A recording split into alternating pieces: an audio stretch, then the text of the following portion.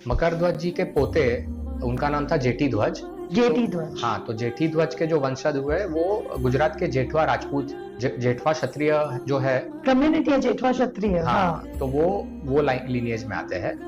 और वहाँ पे गुजरात में दो प्रमुख मंदिर है, हनुमान जी और मकर ध्वज जी का। एक द्वारका में है और दूसरा पोरबंदर में है। दोनों साथ में, जहाँ मकर ध्वज जी भी है और श्री हनुमान जी भी। तो उनके मंदिर उत्तर प्रदेश में भी है और गुजरात में भी।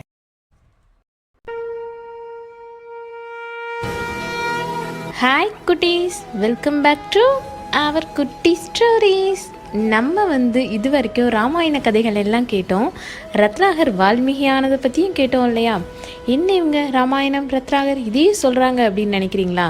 அப்படி கண்டிப்பாக நினைக்கக்கூடாது. நம்ம எத்தனை முறை ராமாயணம் மகாபாரதம் இதெல்லாம் கேட்டாலும் யாருக்குமே கிடைக்காத ஒரு வரப்பிரசாதமாக நமக்கு கிடைச்சிருக்குது. நீங்கள் போய் எந்த நாட்டுக்கு எங்கே போய் கேட்டாலும் சரி, நம்மளை மாதிரி ஒரு இதிகாசம் புராணங்கள் யாருக்குமே கிடையாது. இது ஒரு மனிதன் எப்படி வாழணும் எப்படி வாழக்கூடாது அப்படின்னு நமக்கு ஈஸியாக சொல்லி கொடுக்கும் வகையில் ராமாயணம் மகாபாரதம் இதெல்லாம் அமைஞ்சிருக்குது. குட்டீஸ், நான் உங்களுக்கு புரிகிற மாதிரி ரொம்ப சாதாரணமாக சொல்லியிருக்கிறேன். நீங்கள் வளர்ந்து பெரிய பசங்களான உடனே இலக்கிய தமிழில் கண்டிப்பாக இதெல்லாம் தெரிஞ்சுக்கிறணும். புக்ஸ் வாங்கி படிங்க, சீரீஸ் வாங்கி கேளுங்க. கண்டிப்பாக நீங்கள் இதெல்லாம் நல்லா உணரணும், புரிஞ்சுக்கிறணும். இப்படியெல்லாம் வாழ்ந்துருக்குறாங்களா அப்படின்னு சொல்லிட்டு. நம்ம வால்மீகி ராமாயணம் எழுத போனார், பிரம்மதேவரோட ஆசி கிடச்சிச்சு. அதை 100 கோடி ஸ்லோகம் வடிவில் மூவுலகுக்கும் கிடைக்கிற மாதிரி எழுதி வச்சுட்டு நம்ம வால்மீகி போனார். இதெல்லாம் தெரிஞ்சுக்கிட்டோம் இல்லையா? இப்படி அவர் எழுதிட்டு இருக்கிற நேரத்தில் அடுத்த ராமாயணத்தில் என்ன நடக்குது அப்படின்னா, வனவாசம் போயிட்டு வந்த ராமர் ஊருக்குள்ளே பட்டாபிஷேகம் நடக்குது. ராமர் எப்படி நல்லா ஆட்சி புரிய ஆரம்பிச்சிட்டார். ரொம்ப சந்தோஷமாக மக்கள்லாம் இருந்துக்கிட்டு இருக்கிறாங்க. ராமருக்கு என்ன அப்படின்னா, எப்பயுமே நாட்டு மக்கள்லாம் என்ன நினைக்கிறாங்க, நாட்டு மக்கள்லாம் சந்தோஷமாக இருக்கிறாங்களா அப்படின்னு சொல்லிட்டு அப்பைக்கப்போ விசாரிச்சுக்கிட்டே இருப்பார். அப்படி விசாரிச்சுக்கிட்டு இருக்கிறப்ப ஒரு ஒற்றன் மூலியமாக விசாரிச்சுக்கிட்டு இருக்கிறப்ப அவருக்கு ஒன்று தெரிய வருது. என்ன அப்படின்னா, ஒரு முறை ஒரு சலவை தொழிலாளி என்ன பண்ணிடுறாரு அப்படின்னா, அவரோட ஒய்ஃப் ரொம்ப லேட்டாக வர்றாங்க. லேட்டாக வந்த உடனே திட்டுறார், எங்கே போனேன் அப்படின்ட்டு. நான் நம்ம அரண்மனைக்கு போய் நம்ம மகாராணியை பார்த்து சீதாதேவியை பார்த்து பேசிட்டு வர்றாங்க அப்படி சொல்லுது அந்த சலவை தொழிலாளி அம்மா. ஆனால் இந்த சலவை தொழிலாளிக்கும் ரொம்ப கோவம். நீ இப்படியெல்லாம் போயிட்டு வந்தேன்னா நான் ராமர் மாதிரி ரொம்ப நல்லவர்லாம் கிடையாது, பார்த்துக்க, இப்படியெல்லாம் பண்ணுற வேலை வச்சுக்கூடாதுன்னு கோவமாக திட்டுறாரு. இது ஒற்றர்கள் மூலியமாக ராமருக்கு தெரிய வருது. ரொம்ப வருத்தப்படுறார். ஏன்னா அவர் மக்களுக்கு ரொம்ப உதாரணமாகவும் ஒரு நல்ல ரோல் மாடலாகவும் இருக்கணும்னு ஆசைப்படுறவர். நம்மளை வச்சு நாட்டு மக்கள் தப்பான உதாரணத்தில் வாழக்கூடாது அப்படின்ற ஒரு குறிக்கோளில் ரொம்ப கரெக்டாக இருப்பார். இப்படி அவர் கேள்விப்பட்டவனும் ரொம்ப வருத்தமாயிடுச்சு. அச்சோ, நம்ம நம்மளால் நாட்டு மக்கள் இப்படி தப்பாக புரிஞ்சு தப்பாக வாழக்கூடாது அப்படின்னு நினச்சிட்டு சீதாதேவி அம்மாவை கொண்டு போய் காட்டில் விடுறதுக்கு ரெடி ஆகுறார். லக்ஷ்மணன் எவ்வளவோ சொல்கிறார், கேட்க மாட்டேங்கிறார். ஹனுமன் சொல்கிறார், யார் சொல்கிறதையும் கேட்குறதே இல்லை. ராமர் முடிவு எடுத்து கொண்டு போய் சீதாதேவியை கொண்டு போய் விட்டுட்டு வந்துருங்க அப்படின்றாங்க. எல்லாரும் அழுகிறாங்க. ஒரு கர்ப்பவதியை கொண்டு போய் இப்படி காட்டில் விடுறதா அப்படின்னு எல்லாரும் யோசிக்கிறாங்க. அப்புறம் மக்களுக்கு இப்படி ஒரு தப்பான எண்ணம் வந்துருச்சு, அதுக்கு நானே உதாரணம் ஆயிடக்கூடாதுன்னு சொல்லிட்டு ரொம்ப வருத்தப்பட்டு கொண்டு போய் காட்டில் விட போகிறார். சீதாதேவி அம்மாவும் என்னன்னே தெரியாமல் காட்டுக்கு போகிறாங்க. அங்கே போய் லக்ஷ்மணன் இதை சொல்கிறார். சீதாதேவி அம்மா பயங்கரமாக அழுகிறாங்க.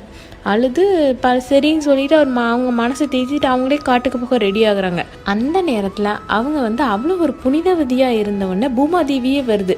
நீ இங்கேருந்து எந்த கஷ்டமும் பட வேண்டாம், வா என்னோட கூட்டிகிட்டு போயிடுற அப்படின்னு சொல்லிட்டு பூமாதேவி சாமி கூப்பிடுது. ஆனால் சீதாதேவி நான் போகல, நான் வரல அப்படின்னு சொல்லிட்டு அந்த அயோத்தி காட்டுக்கு அந்த சைடில் கங்கை கரை ஓரமாக நம்ம வால்மீகி மகரிஷியோட ஆசிரமம் இருக்குது, அங்கே போய் சேர்றாங்க. சேர்ந்து வால்மீகி தெரியுது இவங்க தான் சீதாதேவி அம்மான்னு அவருக்கு தான் நல்லா தெரியுமே. அவரோட பொண்ணு மாதிரி நினச்சி கூப்பிட்டு அரவணைச்சு அவங்கள நல்லா பார்த்துக்கிறாங்க. அங்கே போய் இருந்ததுக்கப்புறம்தான் பிறக்கிறாங்க லவனும் குஷனும்.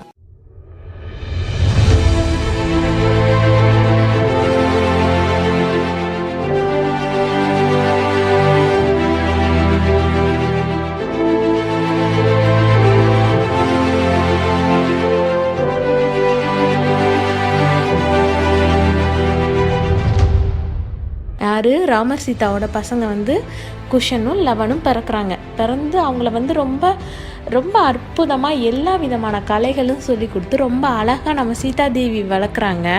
அதே நேரத்தில் வந்து அவங்களுக்கு உறுதுணையாக வந்து வால்மீகி மகரிஷியும் அங்கே இருந்து லவன் குஷனை வளர்க்குறதுக்கு ரொம்ப ஹெல்ப் பண்ணுறார். அவங்களுக்கு எல்லா வித கலைகளும் அறிஞ்சு நம்ம ராமகாவியத்தை பாடல்களாக அழகாக இயக்கி பாடி எல்லாருக்கும் மக்களுக்கு ஃபுல்லாக வந்து இந்த ராமகாவியம் போய் சேர்ற மாதிரி அவ்வளோ அழகாக அந்த குட்டி பசங்க பாடுறாங்க. இப்படி படித்து அங்கே சுற்றி இருக்குள்ள கிராமங்கள் எல்லா பக்கமும் போய் சேர்ற மாதிரி அயோத்திக்கு ஒரு நாள் பாடுறதுக்கு கிளம்புறாங்க.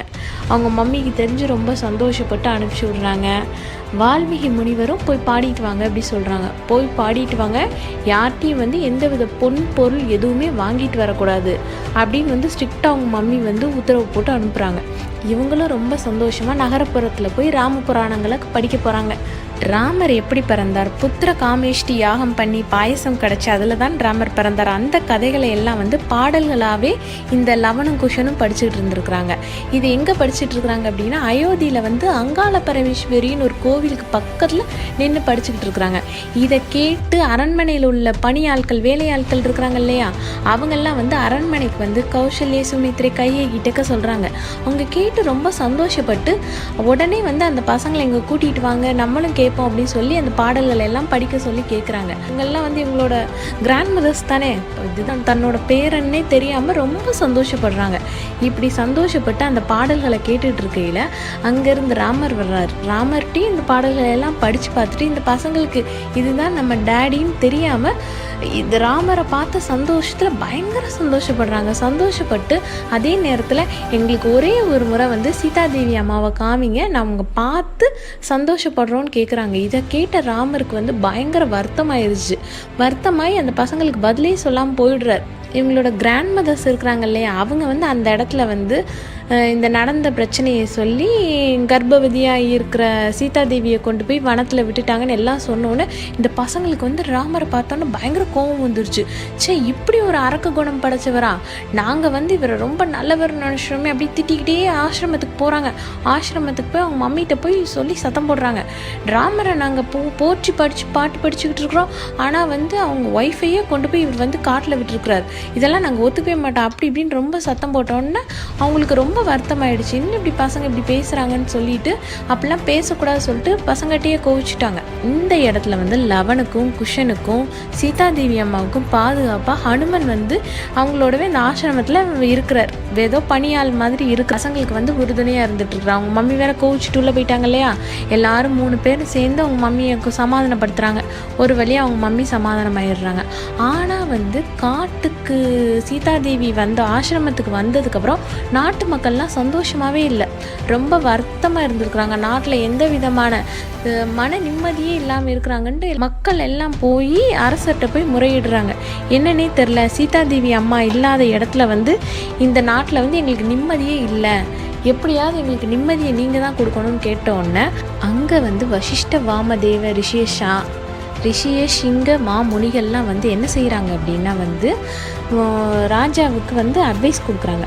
நீங்கள் வந்து அஸ்வமேதி யாகம் நடத்துனீங்க அப்படின்னா நாட்டு மக்கள்லாம் நல்லா இருப்பாங்க, நீங்களும் மன நிறைவோடு நிம்மதியாக இருக்கலாம் அப்படின்னு வந்து ஐடியா கொடுக்குறாங்க. ஐடியா கொடுத்த உடனே இவர் வந்து நம்ம மகாராஜா என்ன பண்ணுறாரு அப்படின்னா எல்லா பக்கத்தில் இருக்கிற முனிவர்கள் எல்லாம் வர வச்சு இந்த யாகம் பண்ணுறதுக்கு முடிவு பண்ணுறாரு. இப்படி வர வச்சு யாகம் பண்ணலான்னு முடிவு பண்ணிட்டு இருக்கையில் கங்கைக்கரை ஓரமாக இருக்கிற வால்மீகி முனிவருக்கும் இந்த தூது போகுது. தூது போய் இந்த அஸ்வமேதி யாகம் பண்ணுறதுக்கு நீங்கள் வாங்க அப்படி சொல்லி தூது அனுப்புகிறார்.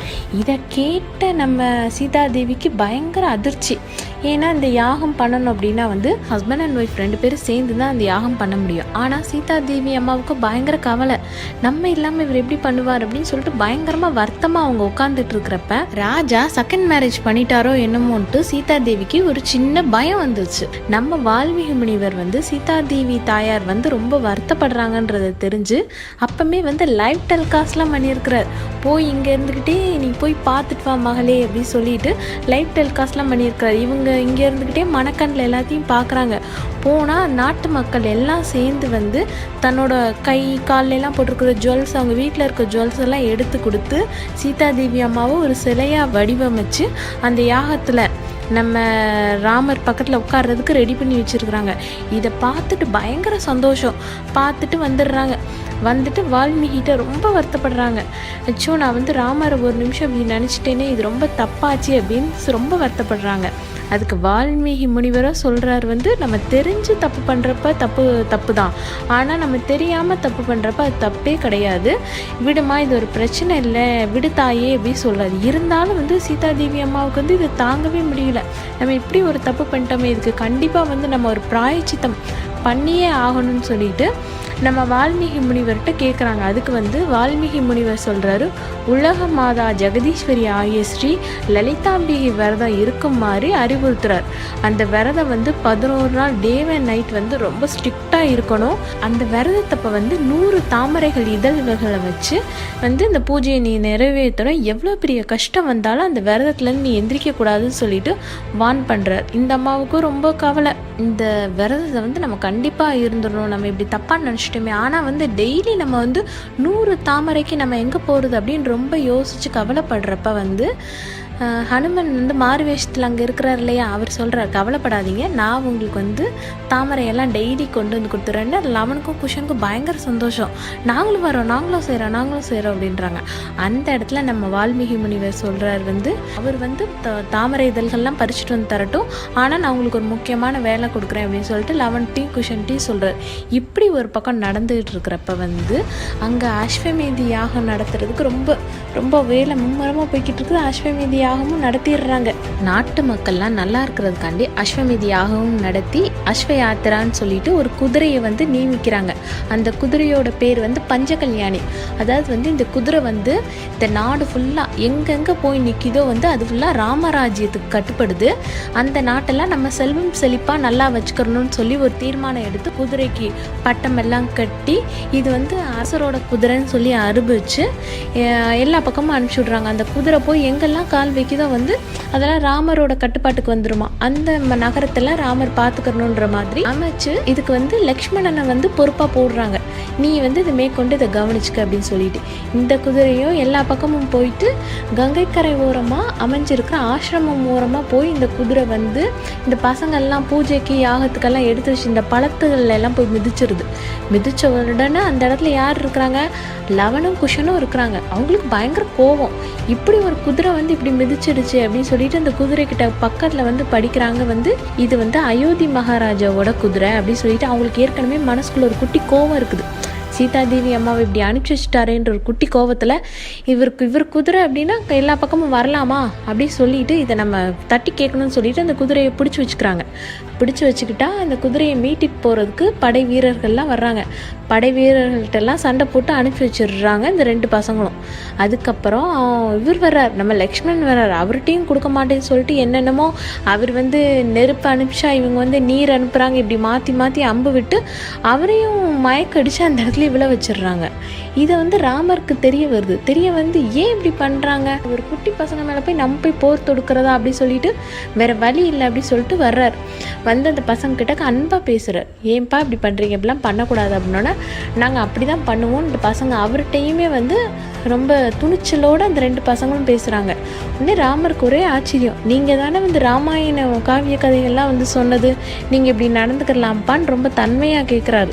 கேட்டுட்டு நீங்கள் யாராக இருந்தாலும் சரி, நான் வேறு வழி இல்லை, நீங்கள் குதிரையை விடுவிக்கலை அப்படின்னா நான் இவங்ககிட்ட போர் தொடுத்து தான் ஆகணும், ஆனால் இது எனக்கு ரொம்ப வருத்தமாக இருக்குன்னு சொல்லி அவர் வருத்தப்படுறார்.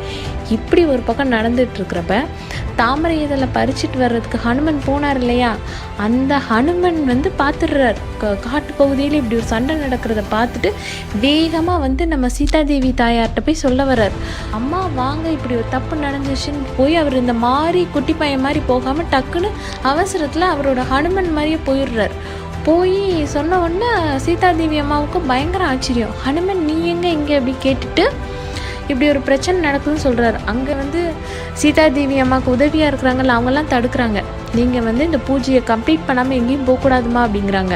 ஹனுமனும் வந்து டேடியும் சன்னும் சண்டை போடுறாங்க, நீங்கள் உடனே வந்து இதை தடுக்கணுமா அப்படின்னு சொல்லி, இல்லாட்டி பெரிய பிரளயமே வந்துடும், நீங்கள் வந்து தடுங்கன்னு சொல்லி கூப்பிடுறாரு. சீதாதேவி அம்மா போய் சாமி கும்பிட்டுட்டு ஏன் இப்படி நடக்குது, இப்படிலாம் நடக்கக்கூடாது, இது என்ன உலக மாதா ஜெகன் மாதா என்னமோ சொல்லி ரொம்ப சாமி கும்பிட்டுட்டு போகிறாங்க. போய் 11 டீம் குஷன் போய் வேகமாக சண்டை போடுறாங்க. நீங்கள் யார்கிட்ட இப்படி சண்டை போடுறீங்க, அவங்க யார் தெரியுமா, அவங்க டேடின்னு சொல்லி ராமரை வந்து சொல்கிறாங்க. சொன்னவனுக்கு லவனுக்கும் குஷனுக்கும் அப்படி ஒரு அதிர்ச்சி. லவனும் குஷனும் ஒரு பக்கம் பயங்கர சீதாதேவி அம்மா தான் தன்னோட மம்மியான்னு ஒரு பக்கம் சந்தோஷப்படுறாங்க, ஒரு பக்கம் ராமர் தன்னோட டேடிகிட்ட தான் நம்ம போர் தொடுத்துட்டு நிற்கிறோமான்னு ஒரு பக்கம் வருத்தப்படுறாங்க. இப்படி பேசிகிட்டு இருக்கிறப்ப வால்மீகி முனிவர் சொல்கிற, போதுமா நீ ஆசிரமம் வாழ்க்கை வாழ்ந்ததெல்லாம் போதும், நீ போய் மன்னரோட நீ சேர்ந்து வாழுமான்னு வால்மீகி சொல்கிறார். லக்ஷ்மணன் சொல்கிறார். அந்த இடத்துல ஹனுமனும் சொல்கிறாங்க. உடனே சீதாதேவி அம்மா சொல்கிறாங்க, இல்லைங்க நான் வந்து இது வரைக்கும் வாழ்ந்ததெல்லாம் போதும், நான் வந்து உலகமாதா ஜெகன்மாதா என்னோட அம்மா பூமாதேவிகிட்டே நான் போயிடுறேன் அப்படி சொல்லி ரொம்ப வருத்தப்படுறாங்க. வருத்தப்பட்ட உடனே ஹனுமன் வந்து ரியலாக இருந்தார் இல்லையா, ஒரு பழையபடி குட்டி பையனாக மாறு வேஷத்தில் முதல்ல இருந்தார் இல்லையா, அந்த மாதிரி மாறி நம்ம சீதாதேவி அம்மாட்ட கேட்டுக்கிறார், நீங்கள் இங்கேயே இருங்கம்மா, நீங்கள் ராஜாவோட இருங்கம்மான்னு கேட்குறார்.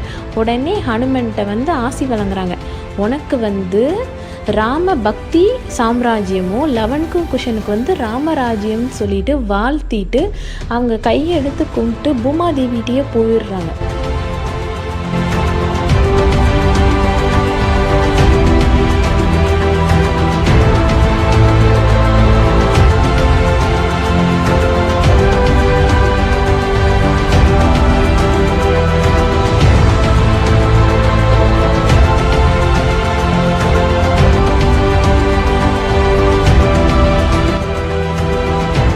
போன உடனே ராமர், 2 பசங்க, லக்ஷ்மணன், ஹனுமன், வால்மீகி முனிவர், சுற்றி இருக்கிற சீடர் எல்லாரும் ரொம்ப வருத்தப்படுறாங்க. வருத்தப்பட்டு அச்சோ நம்ம இப்படி பண்ணிட்டோமே அப்படி சொல்லி வருத்தப்பட்டுட்டு இருக்கிறப்ப, சரி இதுதான் உலக நீதி சொல்லிட்டு அதுக்கு அடுத்து இருக்கிற நடவடிக்கை எப்படி அப்படின்னா, இந்த 2 பசங்களையும் கொண்டு போய் அரசால வச்சுட்டு, அதாவது மன்னராக்கி முடிசூட்டி மன்னராக்கி விட்டுட்டு, நம்ம ராஜாவாக இருந்த ராமர் வந்து கடவுளாக போய் அவதரிச்சிட்டார் அப்படின்னு சொல்கிறாங்க. கேட்டிங்களா குட்டீஸ்? எவ்வளோ ஒரு இன்ட்ரெஸ்டிங்காக இருக்குது. இன்னமும் நிறையா குட்டி குட்டி விஷயமா இருக்குது. ராமர் வந்து பூலோகத்தில் வந்து அவதரித்து அரக்கரை வந்து வதம் பண்ணும் அப்படிங்கிற ஒரு முடிவு பண்ணுறப்ப, ராமர் வந்து விஷ்ணு பெருமான் தானே ராமராக பிறக்கிறார். அவரோட பிரதராக யார் பிறந்திருக்காரு பார்த்திங்கன்னா ஆதிசேஷன். அவர் படுத்திருப்பார் இல்லையா பெட்டு நாகம், அந்த ஆதிசேஷன் தான் அவரோட ஃபஸ்ட்டு பிரதரான லக்ஷ்மணனும் அவரோட சங்கம் சக்கரமும் தான் வந்து பரத்தும் சத்ருக்கனும் சொல்கிறாங்க. எவ்வளோ ஒரு இன்ட்ரெஸ்டிங்கான இது பார்த்தீங்களா? அந்த ஆதிசேஷனோட அக்கா வந்து யாருன்னு பார்த்தீங்க அப்படின்னு பார்த்தீங்கன்னா, சிவபெருமானோட கழுத்தில் இருக்கிறது இல்லையா நாகம் வாசுகி, அவங்க தான் அவங்களோட அக்காவாம். இப்படி வந்து ஒன்று சொல்லிக்கிட்டே போகலாம். அவ்வளோ ஒரு இன்ட்ரெஸ்டிங்கான நமக்கான புராணங்கள் காவியங்கள் அவ்வளோ இருக்குது. நாராயணா அப்படின்னு சொல்கிற இடத்துலேருந்து ராவையும், நமச்சிவாயம் அப்படின்னு சொல்கிற இடத்துலேருந்து மாவையும் எடுத்து உருவாக்குனது தான் ராமா அப்படின்னு சொல்கிறாங்க. ராமா ராமா ராமா ராமான்னு ராமா சொல்லிக்கிட்டு இருந்தால் ஏகப்பட்ட நன்மைகள் உண்டா. கண்டிப்பாக இதெல்லாம் நீங்கள் கேட்கணும், நிறைய கேட்கணும், நம்ம விஷயங்களை நிறைய கேட்கணும், நல்லா நிறைய கவனிக்கணும். உங்களுக்கு புரிகிற மாதிரி ரொம்ப எளிமையான முறையில் நான் சொல்லியிருக்கிறேன். ஆனால் நீங்கள் வளர்ந்ததுக்கப்புறம் ரொம்ப டீட்டெயிலாக இதெல்லாம் நீங்கள் கண்டிப்பாக தெரிஞ்சுக்கணும். ஓகேவா குட்டீஸ்? இந்த ஸ்டோரிஸ் உங்களுக்கு பிடிச்சிருந்துச்சுன்னா குட்டி ஸ்டோரியை லைக் பண்ணுங்கள், ஷேர் பண்ணுங்கள், மறக்காமல் சப்ஸ்கிரைப் பண்ணுங்கள். Okay, bye.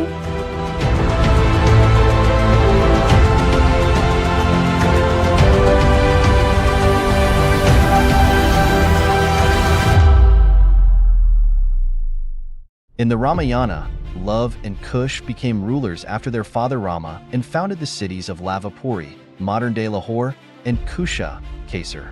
Many royal dynasties, cities, and communities trace their origins to the sons of Rama. Laxman, Bharat, and Shatrughan's sons got their share of kingdom as well. Ayodhya was abandoned after Lord Rama. Hanuman maintained ties with Love and Kush after Lord Rama went to Vakanth.